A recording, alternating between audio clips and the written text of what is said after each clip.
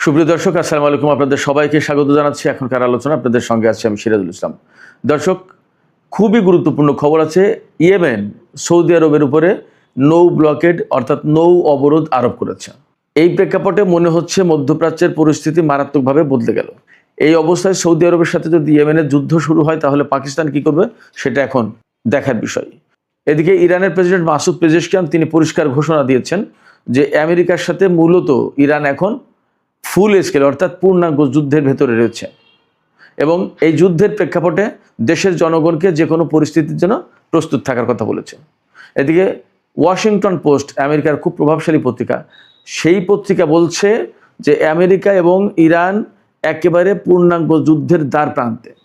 এদিকে আজকে ইরানের আইআরজিসির নৌ ইউনিট অর্থাৎ নৌবাহিনী বাহরাইন এবং কুয়েতে 3 দফা হামলা চালিয়েছে। এই হামলাগুলো মার্কিন নৌবাহিনীকে লক্ষ্য করে। 2 দিন আগে যে বলেছিল সেই ঘোষণা সম্ভবত বাস্তবায়ন শুরু হয়েছে। এপাশে দক্ষিণ কোরিয়া মধ্যপ্রাচ্য থেকে তাদের সমস্ত নাগরিকদের সরে যেতে বলেছে, চলে যেতে বলেছে। এদিকে ভারতের পক্ষ থেকে বলা হয়েছে তাদের কোনো নাগরিক যেন এই মুহূর্তে ইরান সফর না করে, অর্থাৎ ইরানে যাওয়া নিষেধ। তার মানে দাঁড়াচ্ছে পরিস্থিতি খুবই খারাপ। এই অবস্থায় তেলের দাম বেড়ে $90 উপরে চলে গেছে প্রতি ব্যারেল। আমেরিকায় তারা গ্যাসোলিন বলে, গ্যাসোলিনের দাম প্রতি গ্যালন $4 পৌঁছেছে, যেটা 1 বছর আগে এর চেয়ে অনেক কম ছিল। তার মানে আমেরিকার ভোক্তাদের ভেতরেও কিন্তু একটা মারাত্মক অসন্তোষ তৈরি হচ্ছে। এই প্রেক্ষাপটে মার্কিন পররাষ্ট্রমন্ত্রী মার্কো রুবিও বলেছেন তাদের সামনে কূটনীতির দরজা খোলা।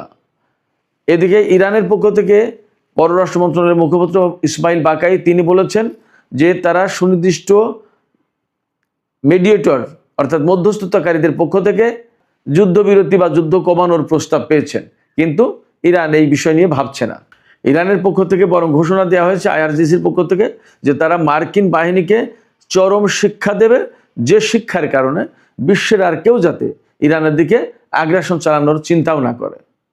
সুপ্রিয় দর্শক, আপনারা বুঝতেই পারছেন আমি যে খবরগুলোর মূল পয়েন্ট তুলে ধরলাম সেগুলো প্রত্যেকটা কত গুরুত্বপূর্ণ এবং এই মুহূর্তে মধ্যপ্রাচ্য কার্যত অগ্নিকুণ্ডের উপরে দাঁড়িয়ে আছে এরকম একটা পরিস্থিতি।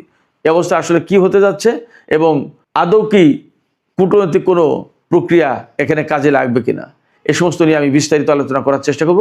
আশা করি আপনারা শেষ পর্যন্ত সঙ্গে থাকবেন। আর ভিডিও ভালো লাগলে লাইক, কমেন্ট, শেয়ার করবেন এবং চ্যানেলটি সাবস্ক্রাইব করে সাথেই থাকবেন।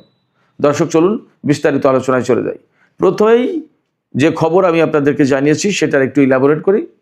সৌদি আরবের উপরে ইয়েমেন একেবারে পরিষ্কারভাবে নৌ অবরোধ আরোপ করেছে, অর্থাৎ সৌদি আরব এখন আর ইয়েমেনের উপকূলীয় ভাগ বা ইয়েমেনের নিয়ন্ত্রণে যে সমস্ত জলসীমা আছে সেগুলো আর পার হতে পারবে না। সেটা কি বাব আল মানদেব প্রণালী। এখানে আমাদের অনেকের প্রশ্ন আসতে পারে যে সৌদি আরব বাব আল মানদেব প্রণালী ব্যবহার করে কিনা। সৌদি আরব হরমুজ প্রণালী ব্যবহার করে যে সমস্ত তেল ইউরোপ আমেরিকার দিকে পাঠায় বা উত্তর আফ্রিকার দিকে পাঠায়, সেই সমস্ত তেল এডেন উপসাগর হয়ে বাব আল মানদেব প্রণালী হয়ে লোহিত সাগর দিয়ে, সুয়েজ খাল দিয়ে, ভূমধ্যসাগর দিয়ে যায়। আর এই হরমুজ প্রণালীর ক্রাইসিসের কারণে তেলের একটা বিরাট অংশ প্রায় প্রতিদিন লোহিত সাগরের যে ইয়ানবু বন্দর, এই বন্দর দিয়ে প্রায় 50 থেকে 60 লাখ ব্যারেল তেল পরিশোধিত অপরিশোধিত মিলে রপ্তানি করে। এই তেলের একটা অংশ ইউরোপের দিকে, উত্তর আফ্রিকার দিকে যায়, আর একটা অংশ এশিয়ার দিকে আসে। ভারত, চীন বা জাপান, কোরিয়া হয়তো আরও কেউ কেউ নেয়। তো সেক্ষেত্রে এই হরমুজ প্রণালী ব্যবহার করে তেল পাঠালেও অথবা ইয়ানবু বন্দর ব্যবহার করে তেল পাঠালেও বাব আল মানদেব প্রণালী ব্যবহারের কিন্তু প্রশ্ন আসে। অর্থাৎ বাব আল মানদেব প্রণালী দিয়ে প্রতিদিন সৌদি আরব যে পরিমাণে তেল এখন পরিবহন করে বা রপ্তানি করে তার মূল্য প্রায় প্রতিদিন 52,000 কোটি টাকা। ফলে সৌদি আরবের উপর যখন ইয়েমেনের হুতিরা নৌ ব্লকেড আরোপ করছে, নৌ অবরোধ আরোপ করছে, তখন কিন্তু সৌদি আরব মারাত্মক রকমের সংকটে পড়ে যাবে। ওপাশে হরমুজ প্রণালী দিয়ে সংকট, এপাশে বাব আল মানদেব প্রণালী দিয়ে সংকট। অতএব সৌদি আরব কিন্তু বড় রকমের সংকটে পড়ে গেল। এখন প্রশ্ন আসতে পারে ইয়েমেনের হুতিরা কেন সৌদি আরবের উপরে এই নৌ অবরোধ আরোপ করলো। আপনারা সবাই জানেন কিছুদিন আগে ইরানের সর্বোচ্চ নেতা শহীদ সর্বোচ্চ নেতা আলী খামেনির জানাজা এবং দাফন অনুষ্ঠানে ইয়েমেনের কিছু লোক গিয়েছিল, তাদেরকে ইরানের বিমান ইয়েমেন থেকে ইরানে নিয়ে গিয়েছিল এবং ইরান থেকে ইয়েমেনে ফেরত দিয়েছিল। আপনারা সবাই হয়তো জানেন, আমি বলেছি, তারপরে আজকে জাস্ট উল্লেখ করছি প্রেক্ষাপটটা কি। যেদিন ইয়েমেনের লোকজনকে ইরান থেকে ইয়েমেনে নিয়ে গেছে, সেদিন কিন্তু সানা আন্তর্জাতিক বিমানবন্দরে সৌদি আরব বোমা বর্ষণ করেছে, ফলে ইরানের বিমান সেখানে নামতে পারেনি, নেমেছিল আল হুদাইদা বিমানবন্দরে। ইয়েমেনের উপরে আজ 12 বছর ধরে নৌপথে, আকাশপথে এবং স্থলপথে সব পথে অবরোধ আরোপ করে রেখেছে সৌদি আরব ইয়েমেনের উপরে। 2021 সালে যুদ্ধবিরতি হলেও এখন সৌদি আরবের সাথে ইয়েমেনের যুদ্ধ না থাকলেও এই অবরোধ কিন্তু তারা তোলেনি। ইরান এই বিমান পাঠিয়ে এক ধরনের অবরোধ ভাঙার চেষ্টা করেছে অথবা ওই প্রয়োজনটা মিটিয়েছে, কিন্তু ইরানের বিমান নামতে দেবে না সানা বিমানবন্দরে বলে সেই বিমানবন্দরে সৌদি আরব হামলা চালিয়েছিল। আর যেদিন ইয়েমেন থেকে ওই সমস্ত লোকজনকে আনতে গিয়েছিল ইরান বিমান পাঠিয়ে, তখন ইরানের বিমানে হামলা চালাবে বলে সৌদি আরব যুদ্ধ বিমান আকাশে উড়িয়েছিল। সেদিন ইয়েমেনের হুতি সমর্থিত সামরিক বাহিনী ক্ষেপণাস্ত্র মেরে সৌদি আরবের বিমানকে তাড়িয়ে দিয়েছিল। তার মানে সৌদি আরব ইয়েমেনের উপরে শত্রুতা বন্ধ করেনি। এই যে শত্রুতা বন্ধ করেনি, এই কারণে ইয়েমেন এখন দেখছে যে বাব আল মানদেব প্রণালী ব্যবহার করে প্রতিদিন সৌদি আরব বিপুল পরিমাণে তেল রপ্তানি করে, অথচ তারা তাদের বন্দর আকাশপথ কোনো কিছু ব্যবহার করতে পারছে না। এই জায়গা থেকে তারা এখন সৌদি আরবের উপরে অবরোধ আরোপ করে দিল। ইরানের বিমান যাওয়ার পরে যদি সৌদি আরব সেখানে এরকম হামলার ঘটনা বা যুদ্ধ বিমান উড়িয়ে হামলার চেষ্টা না করত, তাহলে হয়তোবা ইয়েমেনের হুতি সমর্থিত সরকার এই পদক্ষেপ নিত না। কিন্তু এখন তারা দেখেছে যে সৌদি আরব যখন সেই শত্রুতাই করে যাচ্ছে, তাহলে আমাদের বাব আল মানদেব প্রণালী ব্যবহার করে সৌদি আরব এটা তেল পাঠাতে পারবে না, নৌ অবরোধ আরোপ করে দিল। তার মানে এখন পরিস্থিতি যা দাঁড়ালো, তাতে ইয়েমেন এবং সৌদি আরবের ভেতরে প্রচণ্ড রকমের যুদ্ধ লেগে যেতে পারে। যদি যুদ্ধ না লাগে তাহলে তো ভালো কথা, আর যদি যুদ্ধ লাগে তাহলে কি দাঁড়াবে? তাহলে পাকিস্তানে কিন্তু জড়িয়ে পড়ার একটা প্রশ্ন থাকতে পারে, জানি না কি হবে। কারণ পাকিস্তানের সাথে সৌদি আরবের নিরাপত্তা চুক্তি আছে। এপাশে আমি আর একটা খবর দেখলাম আল জাজিরাতে, যে ডোনাল্ড ট্রাম্প প্রশাসন এবং সৌদি আরব তারা দুইজন সম্মিলিতভাবে ইয়েমেনের বিরুদ্ধে যুদ্ধ শুরু করতে পারে এমন আশঙ্কা রয়েছে। তার মানে মধ্যপ্রাচ্যের পরিস্থিতি ভিন্ন মাত্রা পেল এবং আরও বেশি উত্তপ্ত হয়ে উঠল। এপাশে ইরানের প্রেসিডেন্ট মাসুদ পেজেশকিয়ান তিনি কিন্তু পরিষ্কার ঘোষণা দিয়েছেন যে ইরান এই মুহূর্তে পূর্ণাঙ্গ যুদ্ধের ভেতরে রয়েছে এবং যুদ্ধের ভেতরে থাকলে দেশের নাগরিকদের জন্য অনেক দুঃখ, ক্লেশ, হতাহতের ঘটনা অনেক কিছু ঘটতে পারে। এই পরিণতির জন্য যে কোনো সুবিধা অসুবিধার জন্য যাতে ইরানের জনগণ প্রস্তুত থাকে, তিনি সেই আহ্বান জানিয়েছেন। এপাশে IRGC, ইরানের যে বিপ্লবী গার্ড বাহিনী, তারা কিন্তু ঘোষণা দিয়েছেন যে তারা কোনো মতেই এখন আর আমেরিকার সাথে কোনো আপোষ রফা যাবে না। আমেরিকাকে বরং এমন শিক্ষা দেবে, যুদ্ধের ভেতর দিয়ে এমন শিক্ষা দেবে যে শিক্ষার প্রেক্ষাপটে আমেরিকা সহ পৃথিবীর আর কোনো দেশ যাতে ইরানের দিকে আগ্রাসন চালানোর সাহস আর না পায়, এই শিক্ষাটা দিতে চায়। এটা তাদের অঙ্গীকার, যার কারণে তারা আর কোনো আলোচনায় যেতে চায় না। এবং এখানে তারা উল্লেখ করেছে যে আমরা আমাদের সর্বোচ্চ নেতার যে নির্দেশনা, গাইডলাইন এবং তিনি যে মনোভাব বা চিন্তাভাবনা লালন করেন, ধারণ করেন, এই চিন্তাভাবনা এবং মনোভাব এবং তার অর্থাৎ সর্বোচ্চ নেতার গাইডলাইন, দিক নির্দেশনাকে সামনে রেখে IRGC কাজ করবে। তার মানে দাঁড়াচ্ছে ইরানের পক্ষ থেকে সহজে আর কূটনৈতিক আলোচনায় বা ওই যে যুদ্ধবিরতির খেলা, এই যুদ্ধবিরতির খেলায় সম্ভবত ইরান আর যাচ্ছে না। এপাশে আমেরিকার খুব প্রভাবশালী পত্রিকা, আপনারা সবাই হয়তো জানেন, ওয়াশিংটন পোস্ট। এই ওয়াশিংটন পোস্টের একটা রিপোর্টে বলা হচ্ছে যে আমেরিকা এবং ইরান একেবারে পূর্ণাঙ্গ যুদ্ধের দ্বার প্রান্তে পৌঁছে গেছে। তার মানে যে কোনো মুহূর্তে একদম ফুল স্কেল ওয়ার শুরু হয়ে যেতে পারে, পূর্ণাঙ্গ যুদ্ধ শুরু হয়ে যেতে পারে। গত 7-8 দিন 9 দিন ধরে যে যুদ্ধ হচ্ছে, আমেরিকা তাতে মূলত ইরানের দক্ষিণ অঞ্চলে হামলা চালানোর চেষ্টা করেছে এবং এর ভেতর দিয়ে একটা মেসেজ কিন্তু পরিষ্কার হয়েছে এবং অনেকে বিশ্লেষণে বলেছেন, আমিও প্রথম দিকেই বলেছি, যে মূলত এইভাবে হামলা চালিয়ে ইরানের দক্ষিণ অঞ্চলকে আলাদা করে ফেলতে চাচ্ছে আমেরিকা এবং দক্ষিণ অঞ্চল থেকে IRGC বা ইরানের সামরিক স্থাপনার সমস্ত প্রতিরোধের ক্ষমতা সব ধ্বংস করে দিয়ে এই এলাকা দিয়ে মূলত তারা স্থল অভিযান চালানোর হয়তো চেষ্টা করছে। কিন্তু বাস্তবতা হচ্ছে যে ইরান তাদের প্রস্তুতি এবং তাদের কৌশল এবং তাদের চিন্তাভাবনা সব কিছু খেয়াল রেখেছে এবং তারা এ বিষয়ে নিজেদেরকে প্রস্তুত রেখেছে। আমেরিকা সম্ভবত কোনো মতেই ইরানের দক্ষিণ অঞ্চলকে কেন্দ্র করে স্থল অভিযান চালাতে পারবে না। স্থল অভিযান চালাতে গেলে একটা ভয়াবহ সংঘর্ষের ঘটনা ঘটবে এবং মার্কিন প্রাণহানি ঘটবে ব্যাপক।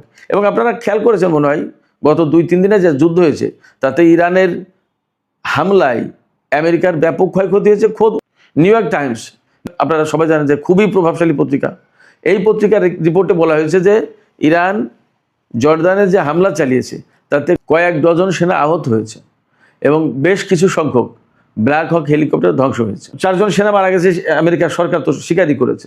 ইরাকে 1 জন আর 3 জন জর্দানে। এই নিউ ইয়র্ক টাইমসও কিন্তু কবিয়ে বলছে। ইরানের পক্ষ থেকে বলা হয়েছে কি, ইরানের পক্ষ থেকে বলা হয়েছে বিশেষ করে জর্দানে ইরানের হামলায় বহু সংখ্যক হেলিকপ্টার ধ্বংস হয়েছে, বেশ কিছু যুদ্ধ বিমান ধ্বংস হয়েছে এবং KC-17, KC-135 এবং KC-46 এই সমস্ত পরিবহন বিমান এবং জ্বালানি ট্যাঙ্কার বিমান এগুলো ধ্বংস হয়েছে এবং ক্ষতিগ্রস্ত হয়েছে।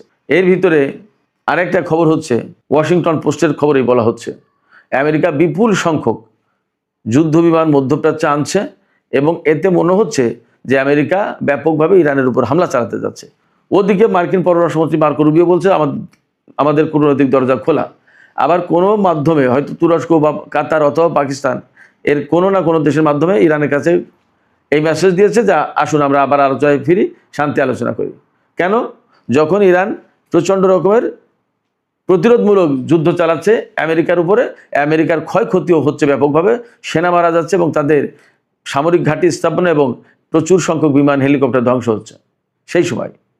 আচ্ছা, এর পাশে ওয়াশিংটন পোস্টের যদি খবর আমরা ধরি, ওয়াশিংটন পোস্টের খবরে কি বলা হচ্ছে যে আমেরিকা এবং ইরান পূর্ণাঙ্গ যুদ্ধের দ্বার প্রান্তে এবং প্রচুর সংখ্যক যুদ্ধ বিমান মধ্যপ্রাচ্যে নেওয়া হচ্ছে। তার মানে কি এই সমস্ত বিমান এনে তো ইরানের উপর হামলা চালাবে। ঠিক সেই মুহূর্তে আবার ইরানকে কূটনীতির আলোচনার ফাঁদে ফেলার চেষ্টা করছে। তারা এমন মেসেজ দিতে চায় যে আমরা এই মুহূর্তে যুদ্ধ কমাতে চাইছি, অথচ ভেতরে ভেতরে যুদ্ধের প্রস্তুতি নিচ্ছে, প্রচুর সংখ্যক বিমান আনছে। এই হয়েছে আমেরিকার পরিস্থিতি এবং ইরানও সম্ভবত এর প্রত্যেকটা ব্যাপারে সতর্ক আছে, যার কারণে তারা এই মুহূর্তে আমেরিকার সাথে কোনো শান্তি আলোচনায় যাবে বলে মনে হচ্ছে না। এপাশে আমি ইয়েমেনের যে ব্লকেড সৌদি আরবের উপর, এই ব্যাপারে আমি আর একটা বিকল্প আলোচনা করি। সেটা হচ্ছে এই যে এই মুহূর্তে আমেরিকা ইরানের বিরুদ্ধে চরমতম লড়াই যাচ্ছে বলে মনে হচ্ছে, আমার কাছেও মনে হচ্ছে। যদি তাই হয় তাহলে কি দাঁড়াচ্ছে? তাহলে ওই বাবাল বান্দে প্রণালী লোহিত সাগর আমেরিকার ব্যবহার করার প্রশ্ন আছে। কিন্তু লোহিত সাগর এবং বাবাল বান্দে প্রণালী পার হয়ে ভারত মহাসাগর, আরব সাগর, ওমান উপসাগর এইদিকে আমেরিকার যুদ্ধ জাহাজ কিন্তু আনার প্রশ্ন আছে। তাদের রসদ, তাদের সেনা, গোলা বারুদ, ক্ষেপণাস্ত্র অনেক কিছু আনার প্রশ্ন আছে। সেক্ষেত্রে যদি বাবাল বান্দে প্রণালী হুতিরা বন্ধ করে দেয় এখন, তাহলে আমেরিকা কিন্তু ওই কাজটা করতে পারবে না। সেক্ষেত্রে সৌদি আরবের উপর নৌ ব্লকের সৃষ্টি করে এক ঢিলে কিন্তু 2 পাখি মারার ব্যবস্থা করলো ইয়েমেনের হুতিরা। এখন এই জায়গায় আর একটা প্রশ্ন আছে, যদি ইয়েমেনের পক্ষ থেকে নৌ ব্লকেট দেওয়ার পর সৌদি আরব ইয়েমেনের বিরুদ্ধে যুদ্ধ শুরু না করে এবং পাকিস্তান যদি জড়িয়ে না যায়, তাহলে ধরে নিতে হবে যে আমেরিকাকে আটকে দেওয়ার জন্য মূলত সৌদি আরবের নামে এই নৌ ব্লকেট দিল ইয়েমেনের হুতিরা। বাকিটা দেখা যাক কি হয়। সুপ্রিয় দর্শক, এপাশে আমি একটু আগেই বলেছি যে পুরো মধ্যপ্রাচ্য থেকে দক্ষিণ কোরিয়া তাদের নাগরিকদের সরে যাওয়ার নির্দেশ দিয়েছে। আমি 2 দিন আগে খবর দিয়েছিলাম যে মধ্যপ্রাচ্য ছাড়ার জন্য মার্কিন নাগরিকদের আমেরিকা নির্দেশ দিয়েছে, মধ্যপ্রাচ্যের সব দেশ। এখন আজকে দক্ষিণ কোরিয়া এবং একই সাথে ভারতের যে কাহিনী আছে সেটা হচ্ছে ভারত ইরানে তাদের নাগরিকদের সফর নিষিদ্ধ করেছে। তার মানে ধরে নেওয়া যায় যে আমেরিকা খুব দ্রুত অল্প সময়ের ভিতরে ইরানের বিরুদ্ধে ব্যাপক যুদ্ধ শুরু করবে। সেখানে ভারতের কাছে মেসেজ আছে, ভারত তার নাগরিকদের সতর্ক করেছে। তো সামগ্রিক যে সমস্ত কর্মকাণ্ড, যে সমস্ত তৎপরতা, যে সমস্ত ভাবসাব আলাপ আলোচনা যা দেখছি, তাতে মোটামুটিভাবে খুব অল্প সময়ের ভিতরে আবার ইরান আমেরিকা পূর্ণাঙ্গ যুদ্ধ শুরু হতে পারে। এবং এই যুদ্ধ যদি শুরু হয় তাহলে আমার কাছে মনে হচ্ছে আগের যুদ্ধের চেয়ে ভয়াবহ পরিস্থিতি হবে এবং মধ্যপ্রাচ্যে অনেক বড় রকমের একটা সংঘাত সৃষ্টি হবে। এই সংঘাতে সম্ভবত ইরানের যে সমস্ত আঞ্চলিক মিত্র ফোর্স রয়েছে, ইরাক, সিরিয়ায়, লেবাননে, ফিলিস্তিনে, ইয়েমেনে, এর প্রত্যেকেও সম্ভবত জড়িয়ে যেতে পারে যদি পূর্ণমাত্রার যুদ্ধ শুরু করে আমেরিকা। তো সুপ্রিয় দর্শক, এখনকার আলোচনা শেষ করব। আলোচনা শেষের আগে এই কথাই বলি যে মধ্যপ্রাচ্যের পরিস্থিতি আসলে যে কোনো সময় চেয়ে এখন অনেক বেশি খারাপ। এই পরিস্থিতিতে হরমুজ প্রণালীতে তেল পরিবহনের মাত্রা অনেক কমে গেছে। আন্তর্জাতিক বাজারে তেল এবং গ্যাসের দাম বেড়ে গেছে। খোদ আমেরিকায় প্রতি গ্যালন তেলের দাম অন্তত $4। সেক্ষেত্রে আমেরিকা যেমন চাপে, তেমনি মধ্যপ্রাচ্য চাপে ইরানও। প্রত্যেকে যুদ্ধ পরিস্থিতিতে কেউ খুব রিল্যাক্স থাকতে পারে না, মুক্ত থাকতে পারে না।